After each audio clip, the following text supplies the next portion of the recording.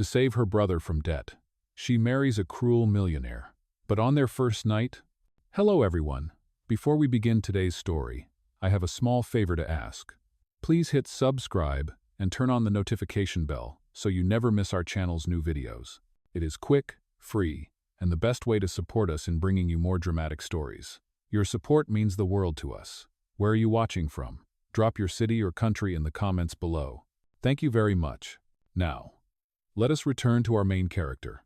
The night was wet with the smell of rain and asphalt. Emma's shoes slapped against the puddles as she ran down the alley, following the sound of her brother's cries. When she turned the corner, her heart nearly stopped. Two men in dark suits were pinning Daniel against a brick wall, his face bruised, his breath ragged. One of them sneered, "Time is up, kid. Pay the $50,000, or tonight your bones will." "Who?" Emma's voice cracked as she shouted. "Stop! Please, he will pay. Just give him a little more time."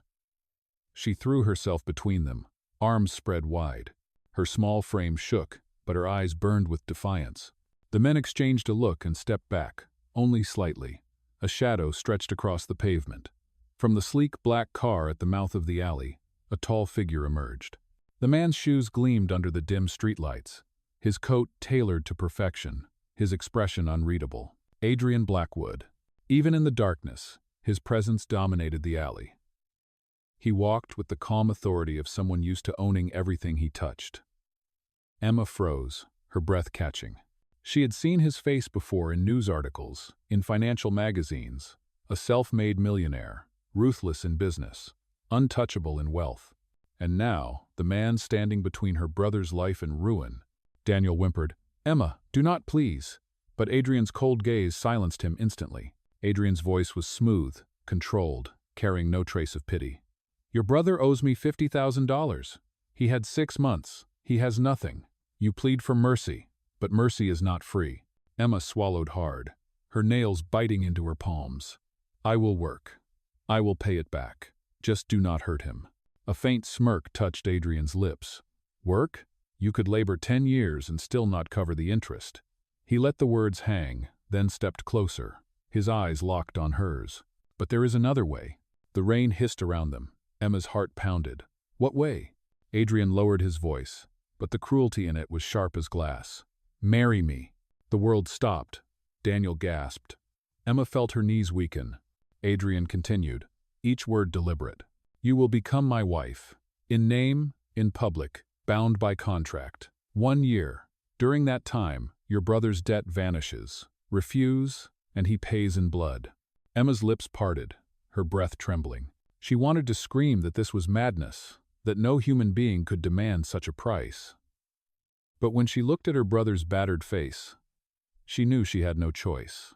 Daniel clutched her arm. "Emma, no! Do not do this for me." She forced a smile, though tears burned her eyes. "I will protect you, always."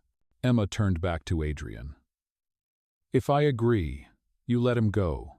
Tonight, no harm ever again." Adrian's smirk returned, cold and victorious. "Done." "Oh." He extended a hand, not with affection, but with ownership. Emma stared at it, her pulse echoing in her ears. When her trembling fingers finally touched his, she felt the weight of chains invisible but unbreakable. The headlights reflected in the puddles, the rain streaked down her face, and in that instant Emma's fate was sealed. And so, the marriage of cruelty and desperation began. The rain had stopped by morning, but Emma's world had not changed.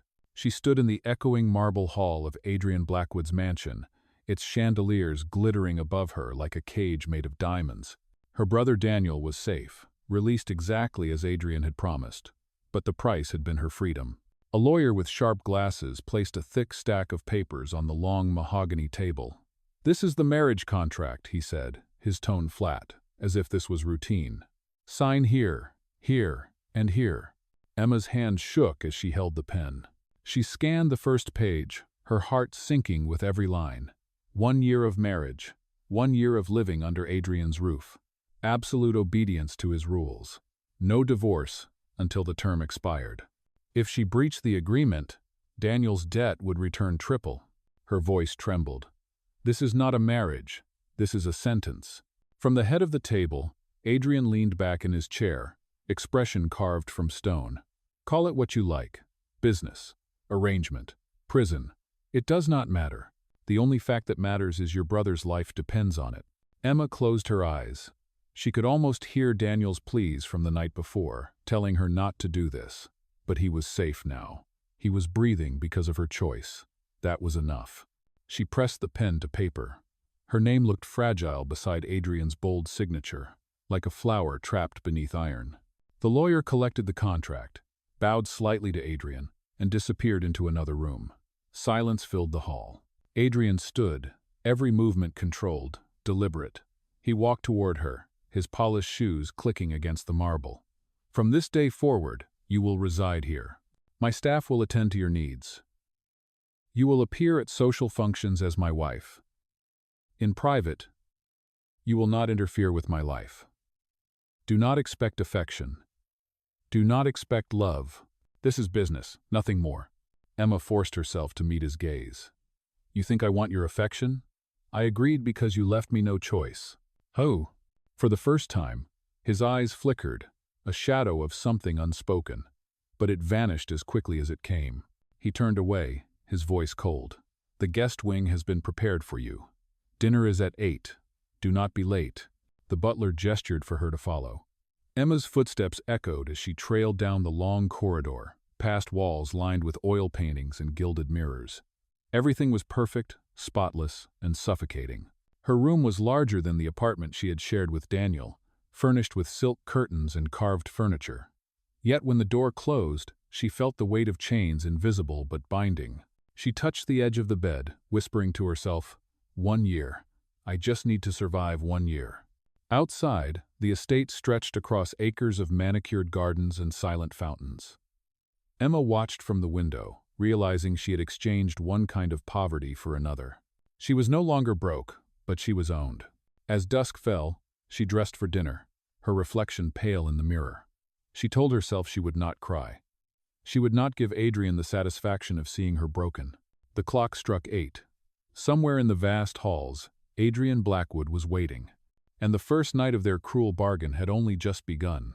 The dining room was vast, a chamber of polished oak and golden light. A table stretched so far it seemed built for 100 guests.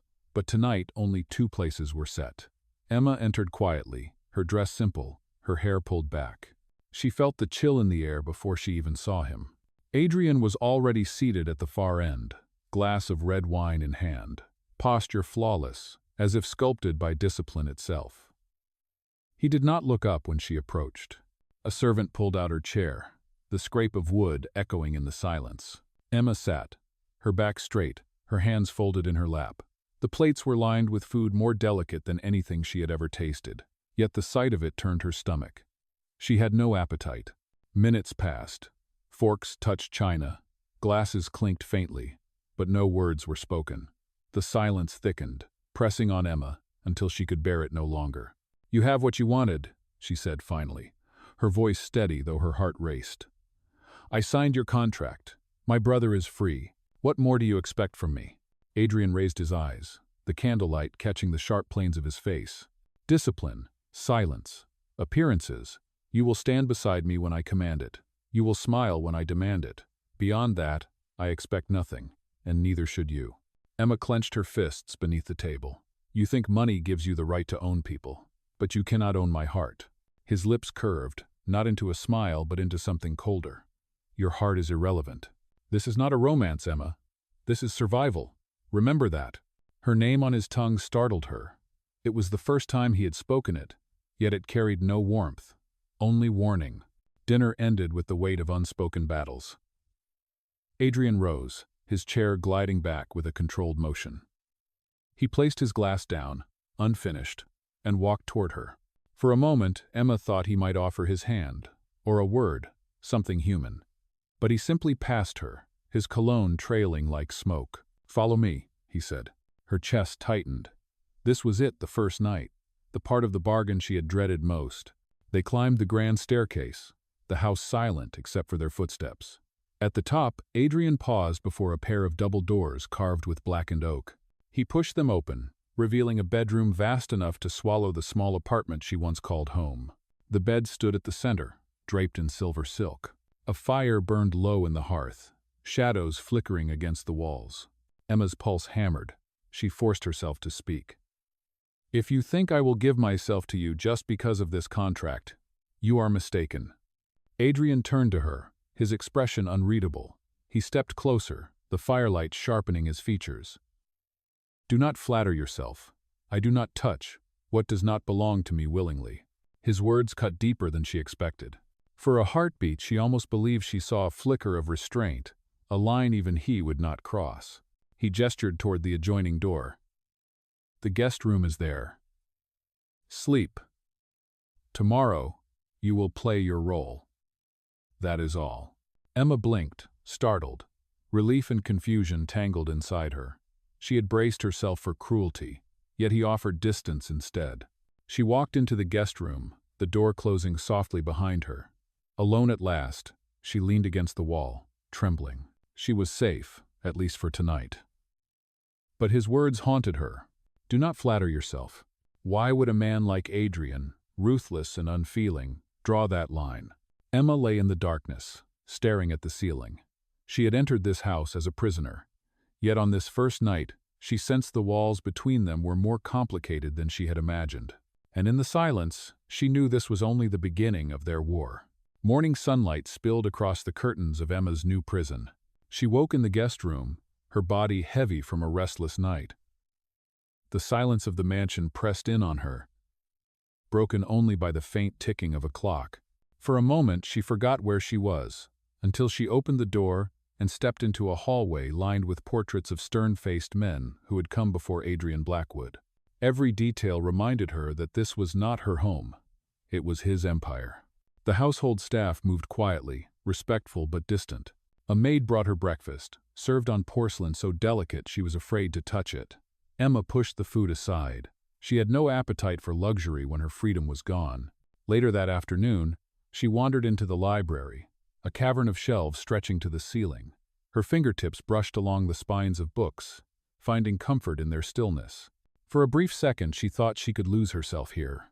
But the illusion shattered when Adrian appeared in the doorway. He stood with hands in his pockets, watching her. "You are not here to read fairy tales. Remember why you are in this house." Emma turned, her chin lifted. "I remember. Every breath I take reminds me, but I will not spend my days locked in silence. I need something to keep me human." For the first time, Adrian's composure faltered, his eyes narrowing as if she had struck a nerve. "Humanity is weakness. Do not cling to it." Her voice sharpened. "No, Adrian, humanity is strength. It is the only reason I agreed to this farce of a marriage. For my brother, for family." The tension between them sparked, sharp and dangerous. He stepped closer, his shadow falling over her. "You think I do not understand sacrifice? Do not pretend your morals make you superior." Emma refused to flinch. "Then show me you are more than a man who buys obedience." For a long moment, they stared at each other, the silence louder than any argument. At last, Adrian turned away, his voice cold. "Dinner at 8. Wear something appropriate. We have guests." When he left, Emma pressed her hands against the table to steady herself. Each word with him was a battle, yet she sensed something beneath his armor, something he refused to show. That evening, the mansion came alive with glittering chandeliers and the hum of voices. Wealthy men and women filled the ballroom, their laughter sharp, their eyes curious. Emma walked beside Adrian, her arm resting lightly against his.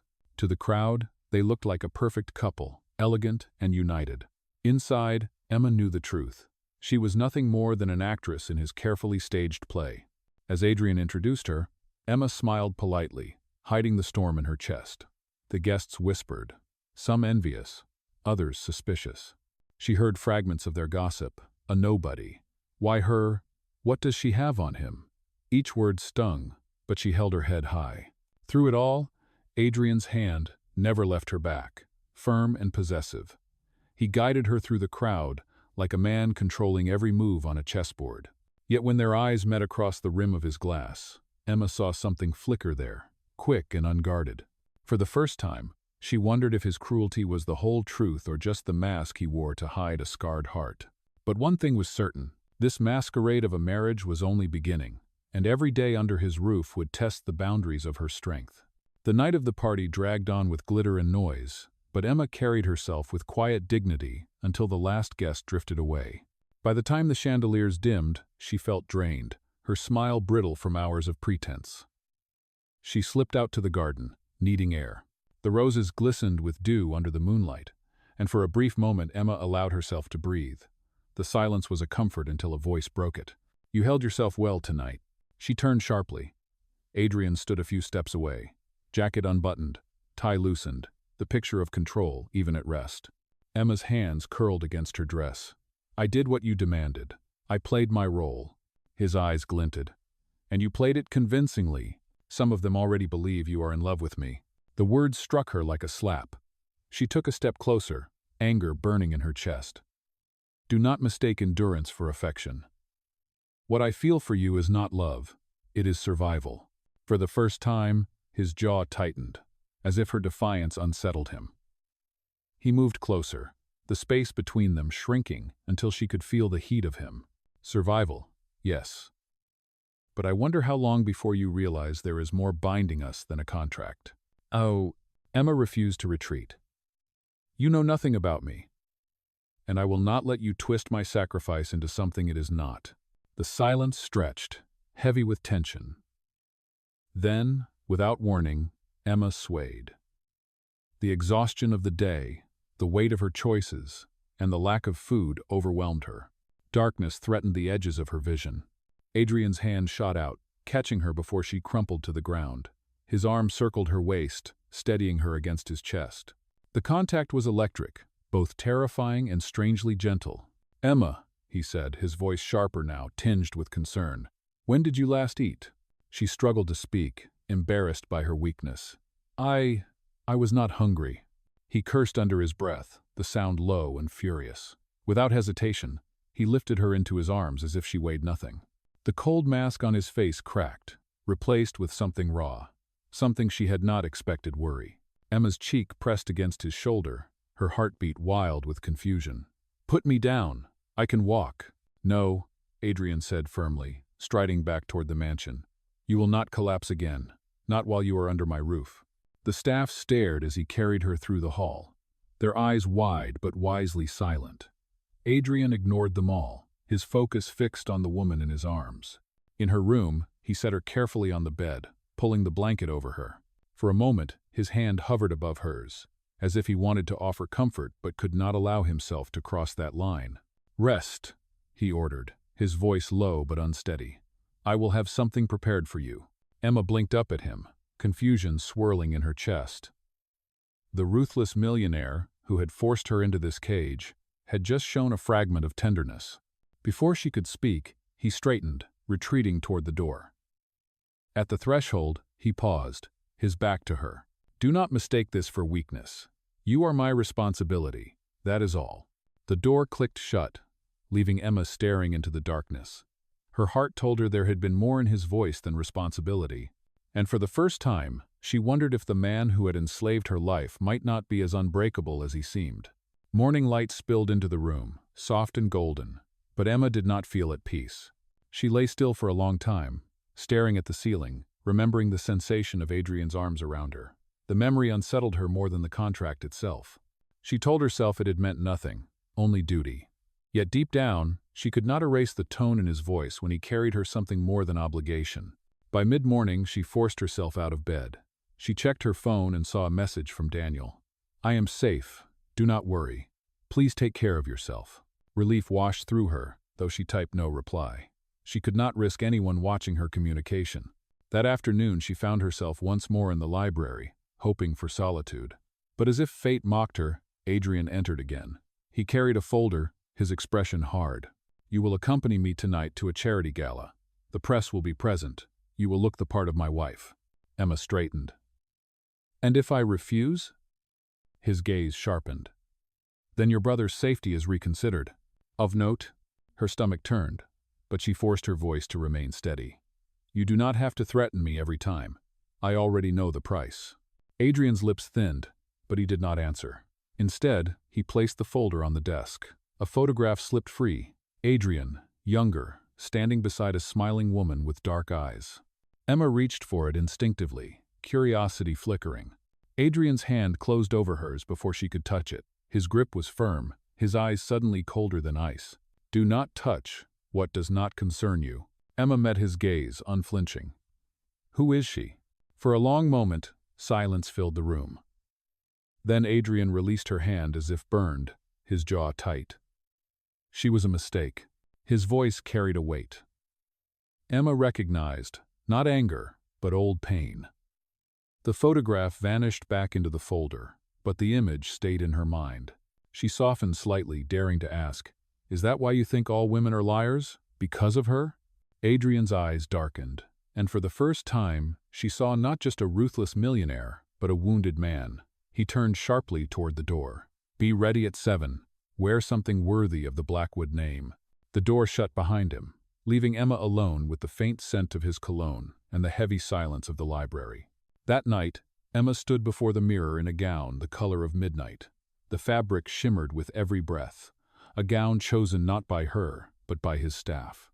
She barely recognized the woman staring back at her. When Adrian entered to escort her, he paused. For the briefest second his mask cracked. His eyes lingered on her, not with disdain, but with something unspoken. "You will do," he said at last, offering his arm. Emma hesitated before placing her hand on him. Together they descended into the world of flashing cameras and glittering lies. But as the night began, Emma carried with her the memory of that photograph and the realization that Adrian Blackwood's cruelty was not born from power alone. It was born from scars, and she could not help but wonder what it might take to break through them. The gala was a storm of lights, laughter, and whispered judgment. Photographers crowded the entrance, cameras flashing as Adrian stepped from the limousine, Emma at his side. His hand rested firmly on her back, guiding her into the ballroom where chandeliers blazed and polished floors reflected every movement. To the world, they looked perfect, an untouchable couple, elegant and united. Inside, Emma felt the weight of every stare. Conversations paused as she passed, the air buzzing with curiosity and envy. She forced a smile, her chin lifted high, refusing to let them see her unease. Adrian leaned closer, his voice low enough for only her to hear. "Smile wider. They are waiting to find cracks." She obeyed, though inside she burned. She was not his ornament. She was a woman who had traded her freedom for her brother's life. As the night wore on, Emma drifted among the guests, enduring shallow compliments and thinly veiled questions. "Where did you two meet?" one woman asked, her eyes sharp. Another murmured, "She came from nothing, did she not? How curious." Emma swallowed the sting of their words and replied with calm grace, never betraying her pride. But whispers spread faster than she could silence them. Rumors twisted, branding her as a gold digger, a schemer who had trapped Adrian Blackwood. She tried to escape to a quiet corner, only to overhear two men near the bar. "She will not last the year," one said with a smirk. "He will replace her like he always does. Women like her are nothing but shadows." Emma's chest tightened, but before she could react, Adrian appeared. His presence silenced the room. He slid his arm around her waist, pulling her closer than ever before. His voice was smooth, but his eyes burned with warning as he addressed the men. "Careful with your words," Adrian said, each syllable sharp as steel. "The woman you insult is my wife, and she deserves more respect than you will ever earn." The room froze. Shock rippled through the crowd. For the first time, Adrian had spoken of her not as a contract, not as a facade, but as his wife. Emma's heart pounded. She searched his face, but his expression was unreadable, his mask firmly in place. Yet his arm around her waist was not just possessive, it was protective. Later that night, as they left the ballroom, reporters swarmed the exit. Questions flew through the air, flashes blinding Emma's eyes. Adrian held her hand tightly, shielding her from the crush of bodies. When one reporter shouted, "Is it true she married you for money?" Adrian stopped. The crowd hushed, waiting for his reply. Adrian's voice was low, but every microphone caught it. "Emma Blackwood is not a contract. She is not a scheme. She is my wife. And anyone who doubts that will answer to me." The cameras exploded with light. Emma's breath caught, her chest tightening with confusion and something dangerously close to hope. Back in the car, silence fell between them. Emma stared out the window, her thoughts racing. He had defended her before the world, but was it only strategy, or had something shifted in his heart? Adrian sat beside her, his gaze fixed forward, his hand still covering hers.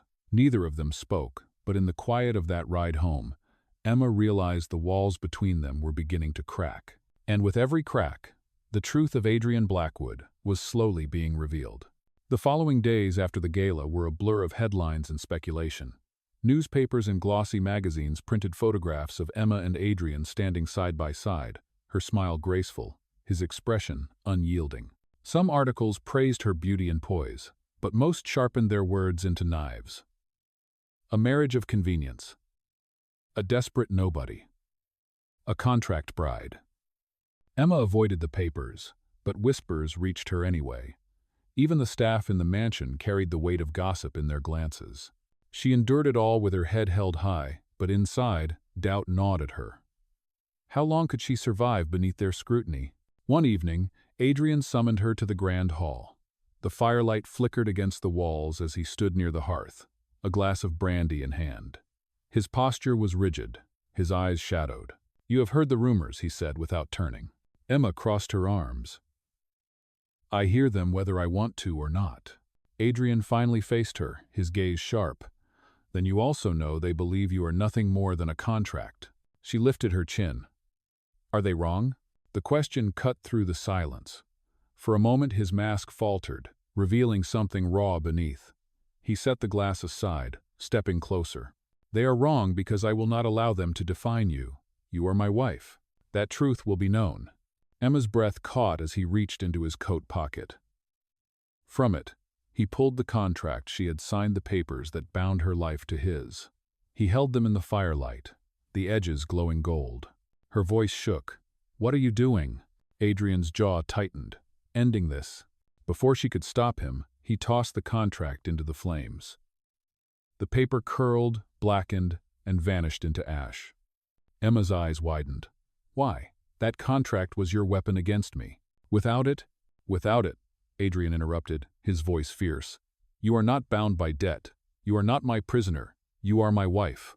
Not because of signatures, not because of bargains, but because I choose you."